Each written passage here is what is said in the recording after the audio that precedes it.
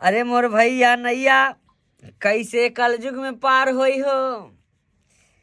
कहे कि ये भैया कि जे खाई सुरती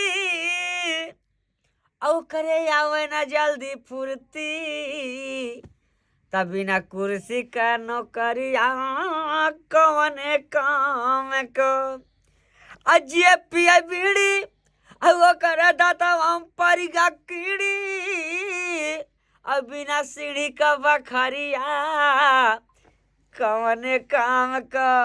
लेकिन हे कलयुग में जे खाई जरदा ओकरे कानमा में पारी गया परदा त जे खाई जरदा ओकरा कानमा में पारी गया परदा तब बिना मर्दा का मेहरिया कौन काम के। लेकिन कहल गईल बा ए भैया कला जुगमई में गड़बड़ कल जुगमई में गड़बड़ हे बाबू भैया हो कला जुगमई में गड़बड़ा भैली राम कला जुगमई में गड़बड़।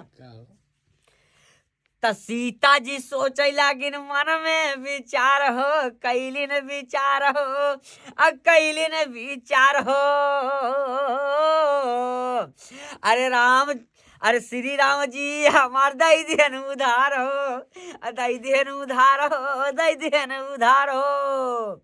त दुनिया कि अपना के सती नहीं खेर पति बरता कलयुग ये बाबू कलयुग में दुनिया कही हो पति बरता कलयुग में दुनिया कलयुग में दुनिया सोचेला पति बरता।